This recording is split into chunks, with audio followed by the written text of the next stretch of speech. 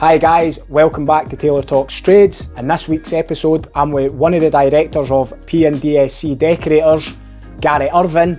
They've just won Scottish Project of the Year at the recent Decorators Awards. We're going to hear about his story of how he got into the trade, everything in between, where they are now and where they're going next. Gary, welcome on. Alright, how's it going? Very well. I'll start where I always start. How did you get into the trades? Well, what happened was left school early and then I started working with my mate's dad as a painter, so just to get some inside info to see if I wanted to do that. Yep. And then a guy I knew for Newton Grange, well, we call it knitting, called Sheepy. He was a taper who I always knew, and he was obviously a painter and decorator too. Just knew him and got chatting to him, and he said to us, he says, are you looking for a job? I says, aye. I says, I'm looking into painting. And then, what is it? He says, I ken somebody that's taking somebody on. You fancy it? I says, aye. So that guy was Stuart Purvis, who's the MD of the company now. Right. So I went and met him, had a chat on the Friday, then I started on the Monday, and I've been out there ever since. You've never looked back? Nah. And then, so school-wise, did you always kind of know that you were going to get into a trade or something like that? Was that what you were saying, you left early just because you thought, I need to go?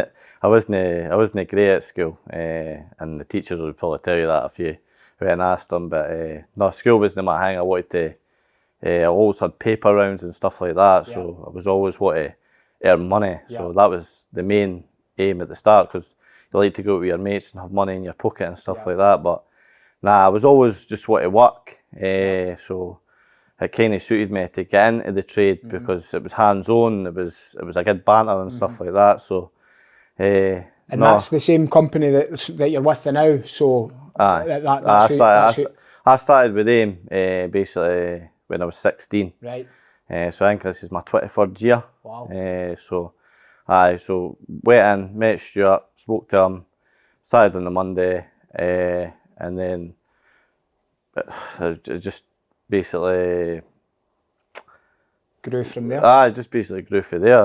And, instantly I loved it. Yep. To be honest, it was the guys made it easier too, because there was all good guys and stuff like that. So I loved it instantly. Yeah. So. And how did things progress then? Because 23 years, that's a long time to be in a company. What's the kind of bits in between? Like where have you kind of went? So was that an apprenticeship that you sort of did there? Or? So I was set on a 4-year apprenticeship. So basically went there, worked a few months before I started college to gain experience, started the college, went to college, and then I can always mind the bus journey into the college going, this is me.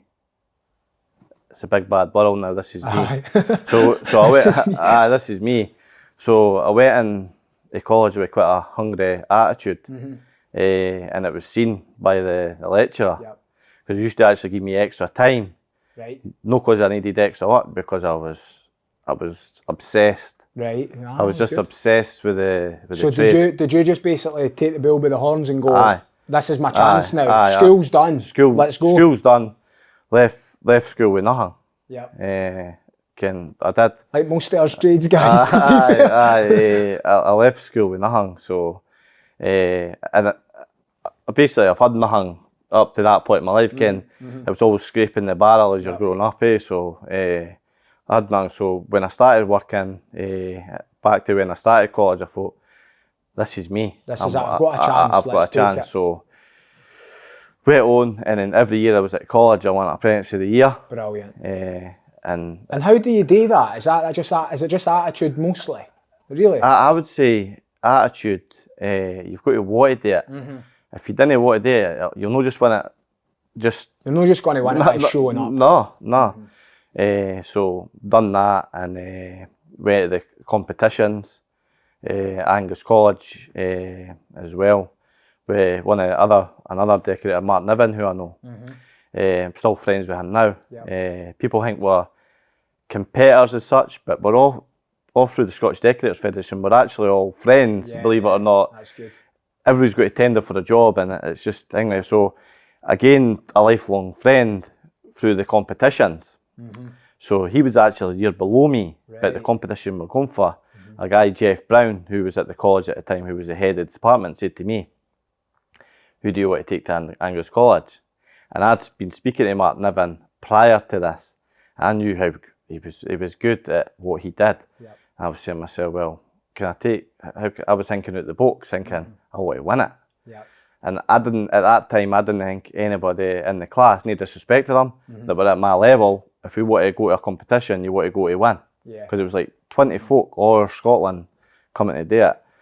So basically, spoke to Jeff, then we got Mark in, spoke to him and says, how do you fancy it? It's a second year, but we're wanting you to go as well. Because you're at that level, if not beyond. Yep. So I spoke to Mark and I says, right, what we'll do, mate? I says, I'll do all the paper hanging and you do all your artistry stuff, because that's what I call it, the trade he's in.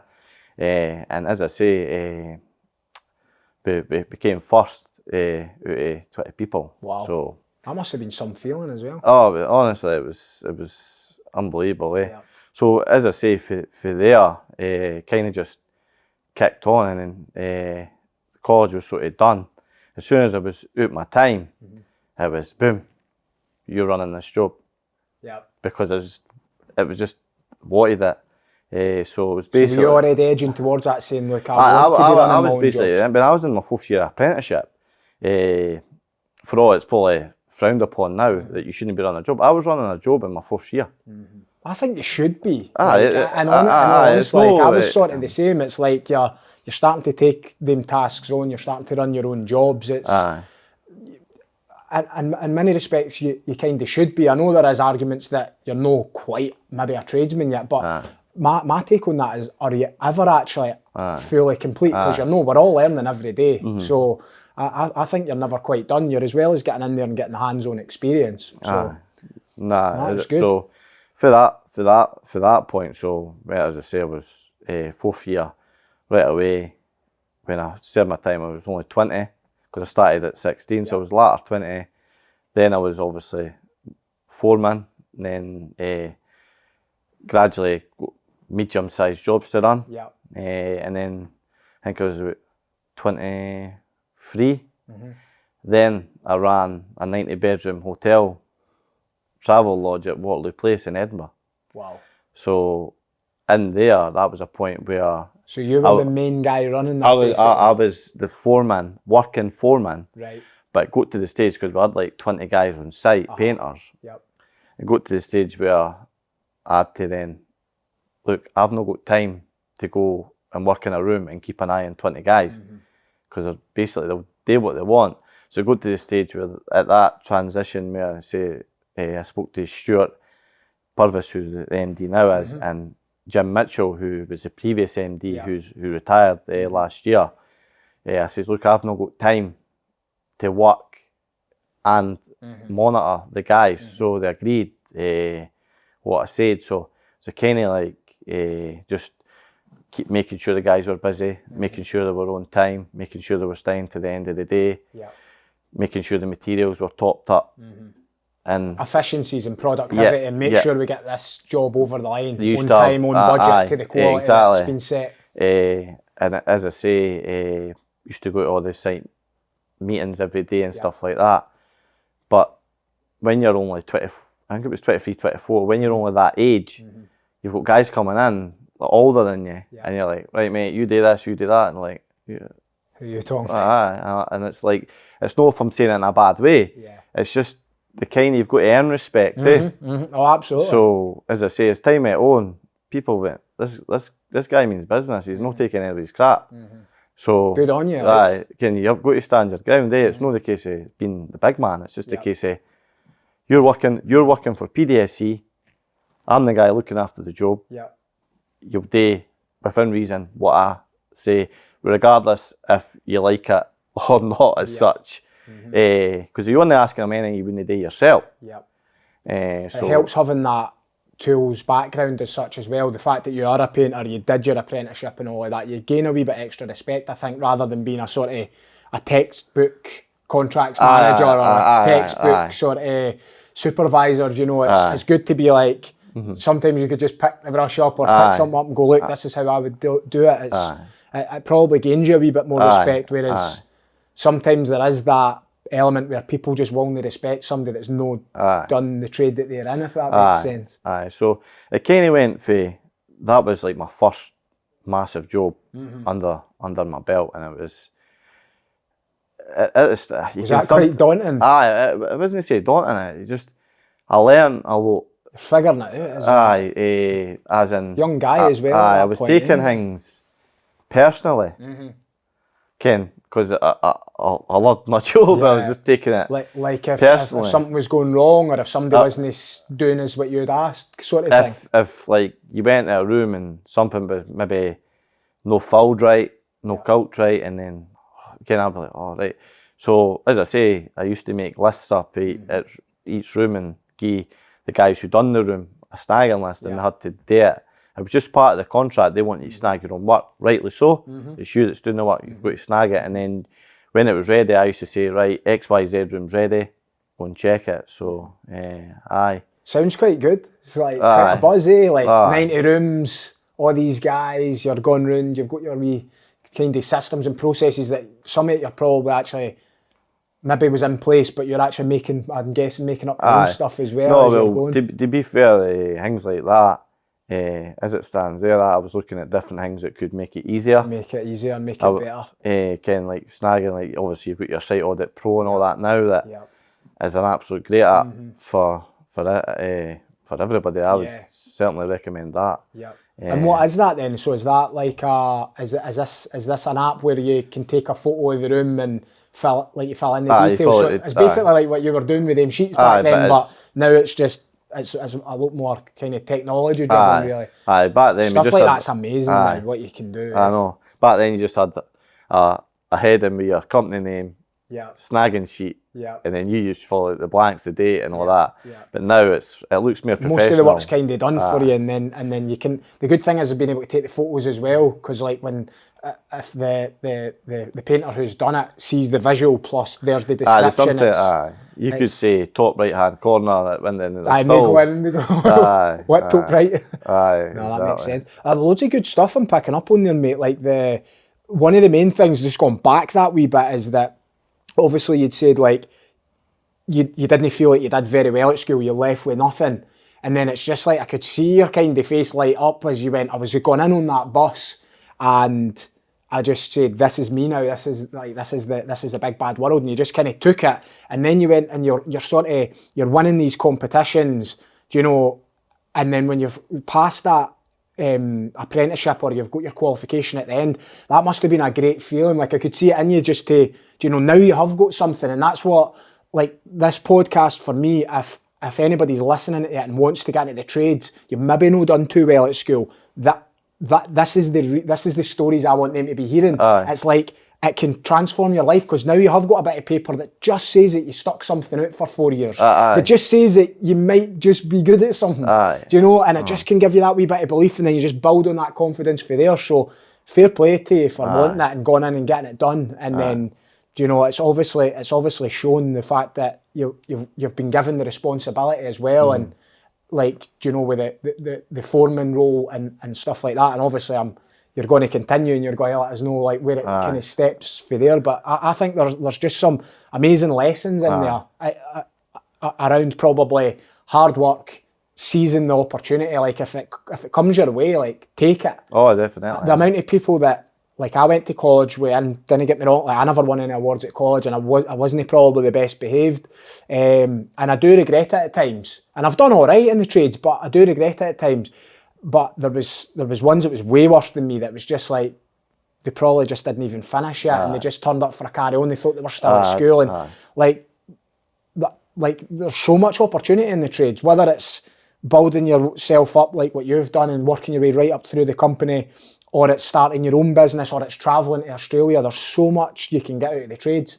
So I think for anybody looking to get into the trades and listening to this, I want them to take that sort of advice for guys like yourself to actually like just get that wee bit in them to go and make it happen. Just go and make it happen. Prove people wrong as Absolutely. Well, it's the teachers.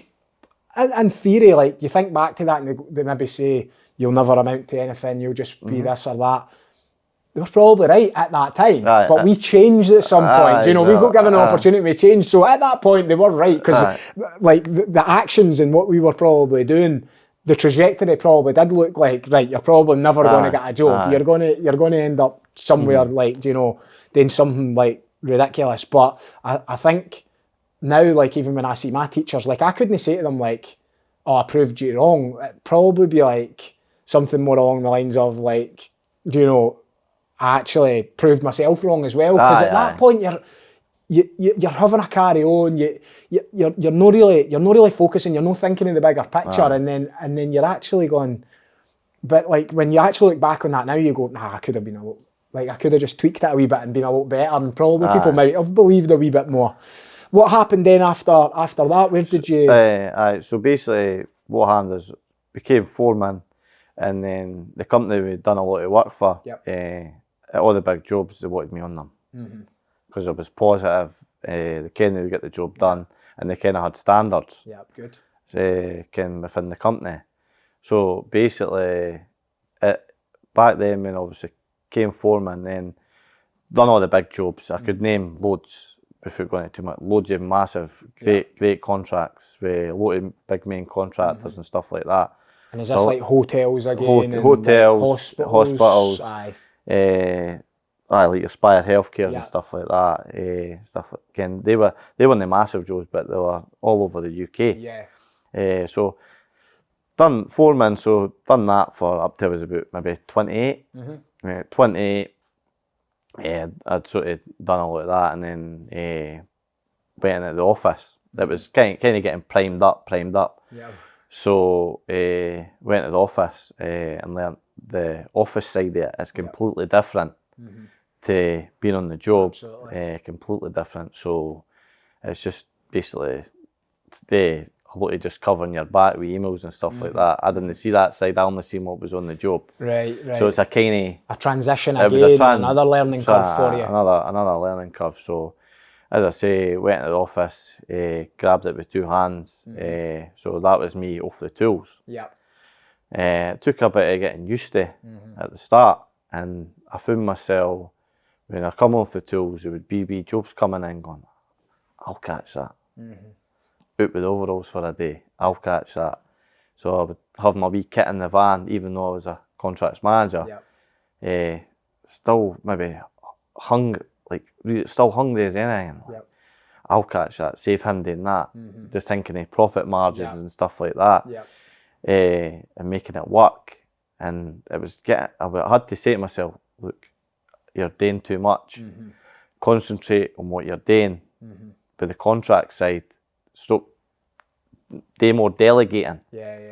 Regardless of, because I was just putting more pressure on myself, to be honest. But I loved it. And did you feel like you maybe, like once you went into the office, you would have been out of your comfort zone, I'm sure, but then it's almost like, did you feel like you weren't doing enough just because you weren't hands-on now? So it's like, you're almost like, like I can relate to that. You're not earning it's like you feel like at the start, like you're not earning your wage, even though you're doing a lot of stuff on the computer. And thinking mentally and forwardly, being proactive with your memory. You're not thinking about the move you're on. You're thinking about what's happening next week, the following week. Where's the guys going to go? What materials do we need to order? Like, who do we need to let know that we're coming? Do we need anything moved? Like parking, like site setups, everything. There's so much involved. But as I say, so contracts manager, and then the guys were great because I was at that point. I was the only person at the company that was that could jump up to do it. So I had full respect for the guys, and they knew the standards that I had on the jobs. So they knew what it was like, and so it kind of helped. Because a lot of our company, I think there's 25 guys, but I would say maybe over 12 of them are probably maybe 15, 20 years plus. So they were all my tradesmen at one point. So kind of earned the respect. They just knew, like, I had it. They just knew that you were wanting it. They're quite happy to go out, and no disrespect that, and they had this graph go home and fine. If that's what they want, that's up to them. So there was no like, oh, how's he getting that job? There was none of that. No, they could see that you had just worked for it, earned it, and were taking it. You've got to earn it. You can't just get it. So, So being contracts manager, it was a massive learning curve. I've made plenty of mistakes, but I've certainly learned. It's the only way to learn, isn't it? Things that you do, you go, oh, no do that again, or anything like that. But it's part of learning, as long as it's nothing like major. It's just maybe we tweak things and stuff like that. But And what would you say to somebody then that's maybe they're trying to maybe come off the tools, so they're thinking about coming off the tools and maybe going into more a kind of supervisor, contracts manager kind of role or whatnot? Like, what would your advice to them be in that moment then? Well, at that moment, do you know, they're maybe struggling to sort of, they're maybe thinking, if I give up the tools, I maybe lose all my value, and I put myself here and now I'm going to be really out my comfort zone, and they're almost like, do you know, it's like stripping yourself kind of almost to be like, right, you're really vulnerable now because you're a novice again. Like, do you just need to push through that? Like, you've just got to take the leap, because if you're in your comfort zone all the time, I don't think it's exciting enough for me. I like to be excited with what's next, challenged. I was already challenged enough at sort of 28-year-old. Again, that's quite young for to come off as a contracts manager, because there's older guys like that. But I was looking for a new challenge. I'd done like, because I'd ran jobs for I was like 20. Up to like 28. I'd done 8 years of that. 8 years is a long time, isn't it? Because I'd done it so young. But I was ready for the next challenge. And the directors at the time could see that. They could see that I was ready. I was ready for the next challenge. And because the client, it helped as well, because all the clients knew me for like being on the job. So it wasn't like an introduction to anybody. They just knew, and they knew that I was getting promoted to contracts manager, which they were quite happy, because they were saying, well, if he's producing a standard on one of the big jobs, he's going to be looking after multiple hour jobs, like monitoring that. He's going to come in and saying, I'm not happy with this, I'm not happy with that, I want this done. So I actually started setting standards on multiple jobs. At the point where I was foreman, I was only concentrating, I'll be honest with you, I wasn't interested in what was happening on the job up in Princess Street. Makes sense. I was just focusing on my job, but when you become contracts manager, you're obviously looking after multiple contracts. So I was basically given all the role of the bigger... Some buzz, actually. Bigger contracts. And as I say, I kind of like set a standard within the company. Because years ago, when I was quite a young, obviously 20 when I was a foreman, I heard a few comments about our company, and it wasn't good, because at the point where I started, we were probably in an industry where we weren't as much as a high-end interior company. We were always more industrial, rough and ready guys. So I tried to change the company into being a wee bit more higher thought of and stuff like that. But I heard a few that other companies were better than us, and I'm like, no. So that driven me more to say, well, my standards from like, say, when I was at college and stuff like that, I'm going to pass my standards over to these apprentices and tradesmen, regardless if they're older or younger. I'd go in and I would just have a soft conversation with them, saying, look, I'm not in here to rip your work apart.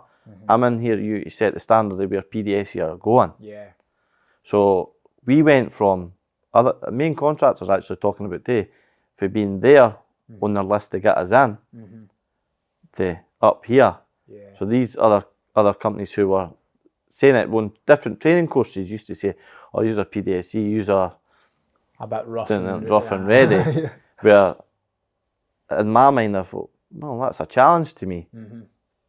I didn't take it as personal criticism or anything. I just said there's something to be fixed here. Let's get it fixed then. So then that's when I started setting standards and going about, and they used to call me like Hawkeye, because I would go in and catch everything. Aye. So I used to basically do a lot of snagging and stuff like that. And when you have got an eye for detail like that, you always just notice the one thing that's not right. So you could go into an amazing looking job. I've seen myself doing it, you know, going on to a roofing site or whatever, and the first thing you notice is the wee tiny bit that just doesn't sit quite right. And the guys are like looking at the rest of the which is an amazing job probably. And you're just going, what about that? And it's like, there's just something different in you when you're kind of driven that way, where you just want sort of detail and perfection, really. That's what it is, because basically I would class myself as a perfectionist when it comes to the trade. If something's not sitting right, I can't settle. Yeah, makes sense. Like, if something's not sitting right on a day-to-day basis, I can't go home until I've sorted it in my head. It's like, I need to sort this.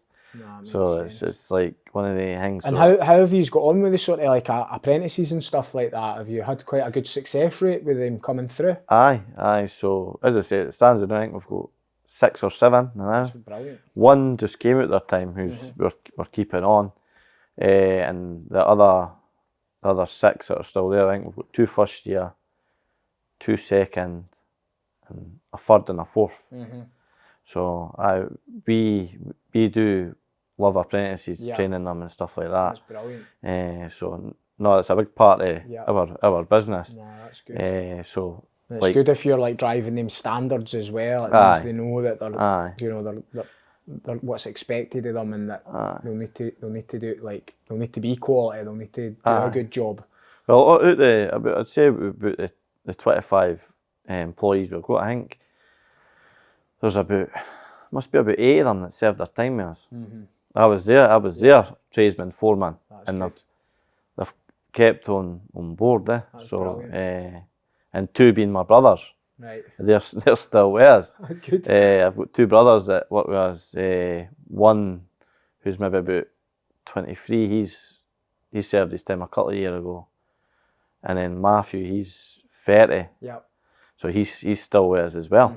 And are they driven like you, or do you think they'll sort of? They're not driven like me. They're now. Yeah. So we'll wait and see how that materialises. It might change. Aye. I think they're quite happy just coming out doing a day's graft and going home. But that's fine. I've no qualms. Well, we need a bit of everything, don't we? In the industry, it's like you can't have everybody just want to be a contracts manager, or everybody just want to just stay on the tools. It's like you need there's a big team needed, and a lot of different parts that puts it all together to make sure these systems and processes go right, so that the jobs can be completed. So no, that makes sense. So I think we got to, you were about 28 there then, so that was contracts manager kind of level, and then what was the next stages after that then? So basically it was contracts manager for a good, what was it? So it was about 8 years. 8 years. As I say, learnt a lot, and I'm still learning, to be honest. But one of the MD, he was retiring. So that's when the opportunity came for me to step up to director level, and then shareholder. So I took the opportunity. And to be honest, it was, with the MD retiring, it was quite emotional, because I'd been there for, he was like like a second dad as such. Can imagine. So so it was like, even though he had kind of like took a sort of back seat, but he's always there to talk to now too. But really nice guy. He was the sort of guy who just everybody loved him.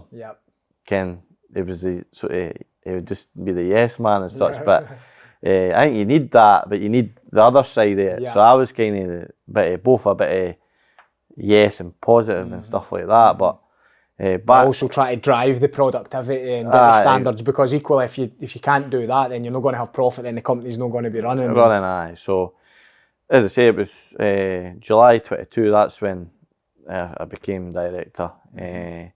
And I'll be honest with you, nothing's really changed.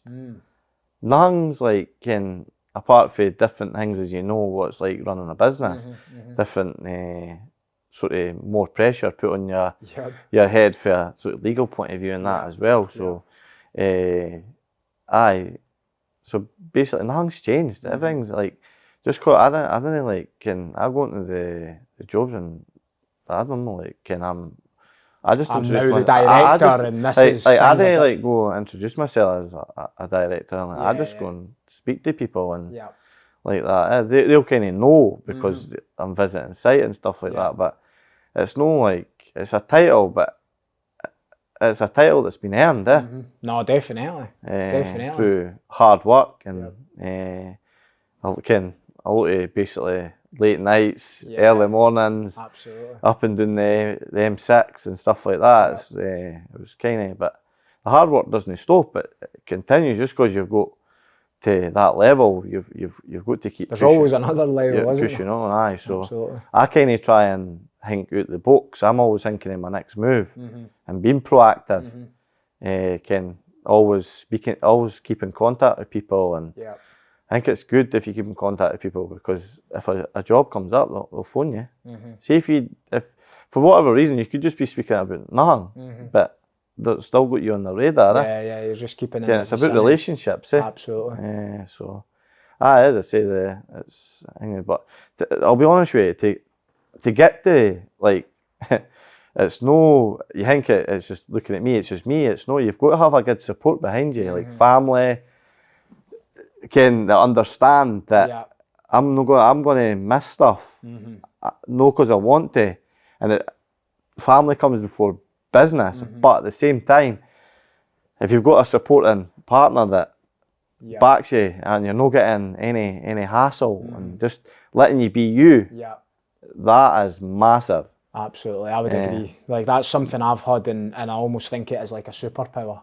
Because, you know, like if my wife was saying you better be in the house at 5 o'clock every night for your dinner, then I wouldn't have ever made it to where I am now. No. Do you know, it's like you've just got to be on the job till the job's done. You've just got to do the wee over and above stuff that's needed to work your way up, and there is a lot to be said about that. There really is. Do you know, you need that support, and you need somebody to kind of put their faith in you to go and deliver, because usually this stuff's happening quite early on. It was probably when you were younger that you were having to put in the late hours and the different things to get to where you are now. But if you didn't get that support then and that belief then you would never have made it to where you are now. And they've got to take a bit of a gamble on us as well, because we're kind of going, look, we're not there yet, but this is where we're going. But that's a skill in itself, by kind of creating a long-term vision for yourself and your family and your career, obviously, and then explaining that to your partner, and then them actually buying into it and believing in you. But I think that's what happens with a lot of people.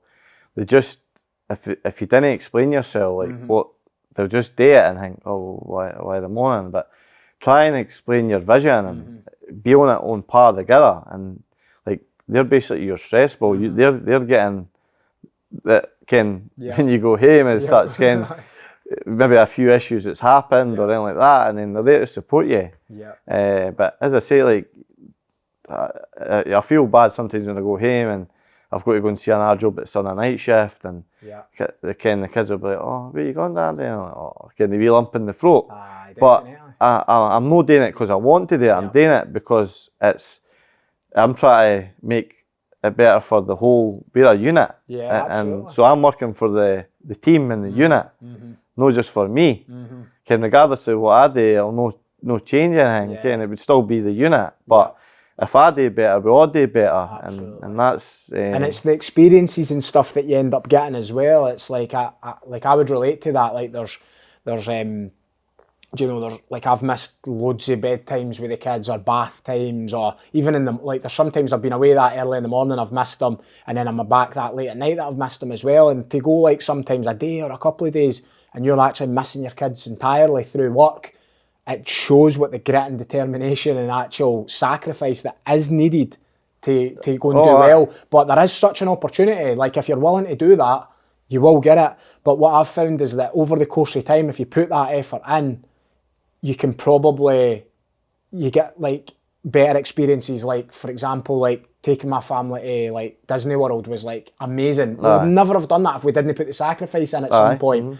Do you know my two youngest boys? They're into like WWE, so we've booked tickets for that. We're going to that again. The youngest, it's going to be his first event and stuff, and it's just like you can just buy the tickets like easily because you're like, well, we're working enough, we're working hard enough. We can put that all in place to make that happen.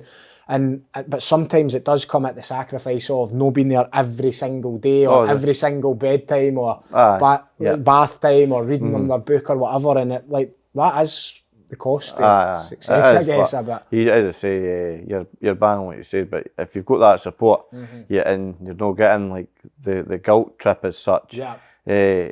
Sort of from anybody. It does kind of you're just want to do the best for you and your family. And you understand as well, like you've kind of grew actually right up throughout the journey within that company. So like you just understand what it means.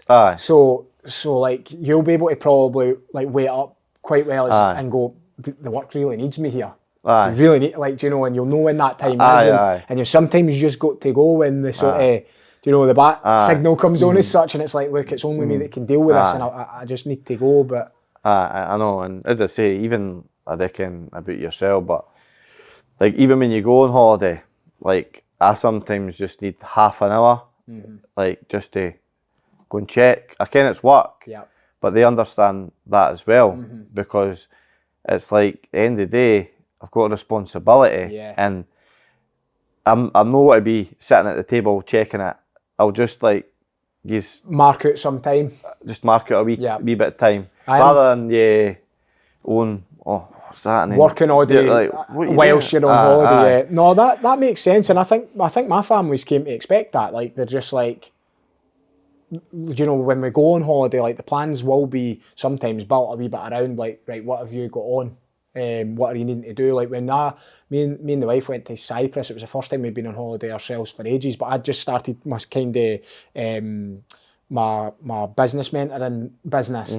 So like I was although like my roofing business was sort of had the management team there and it was probably going to be fine, this new business was just getting off the ground. So I had clients and stuff booked in. So like I was in Cyprus, like just on Zoom calls doing and helping them build their business. But like you've signed up to that. You kind of just you've got new clients in, and you're just like, I'm away on holiday, guys. That's it. It's like what kind of sort of example and sort of is that going to set for them to kind of go, look, well.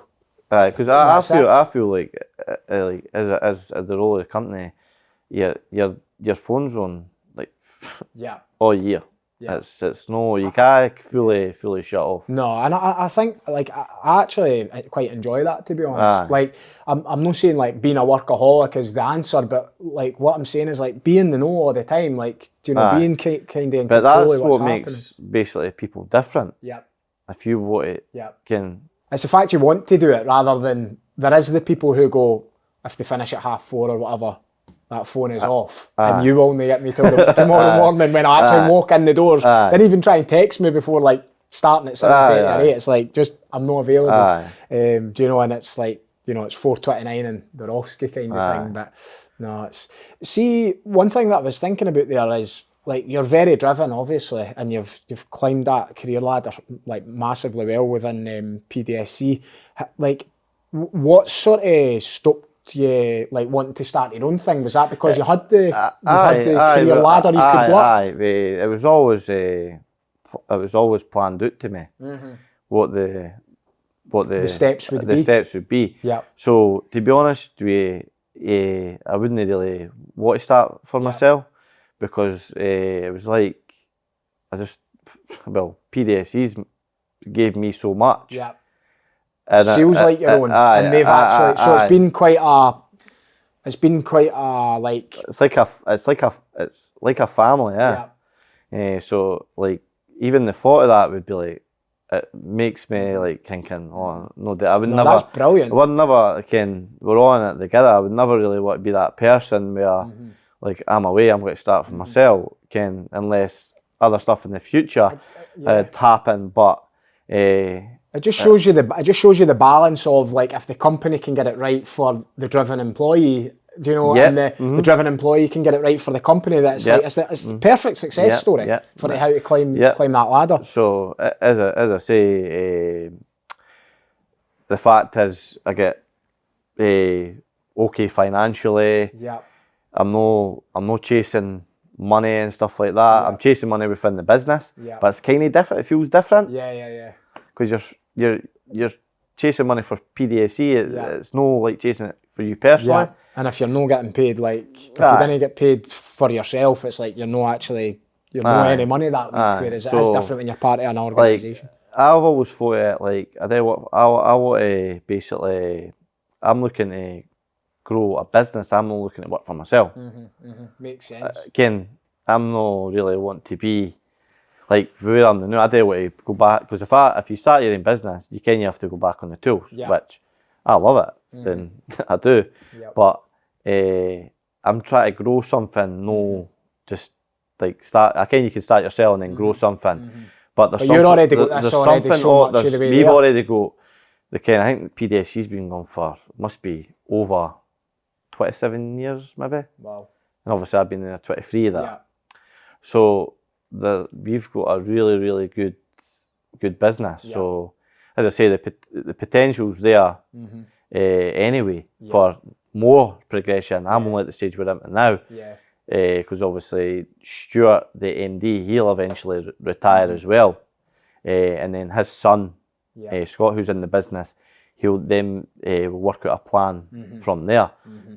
But when I'm 39 this year, when I'm 40, I've kind of got a plan in my head. When I'm 40, I want to know like the next stage, where it's going to be. I've got that in my head, the number 40. You've got the MD in your sights by the sounds of it. So nobody's got in your way this far. No. So 40, age 40, that's my sort of number. What kind of next stage of my career. I love that, mate. I think that's absolutely brilliant. Well, I think we've covered everything, mate. I think that's brilliant. Thanks very much for coming on, sharing all of that. I think there's loads of lessons in there for, people looking to get into the trades. There's lessons there for people that's already within trades businesses and how you step up and what the sacrifice and everything that it takes. So I wish you all the best moving forward, mate. And thanks again for coming on. Thanks. Brilliant, mate. Cheers.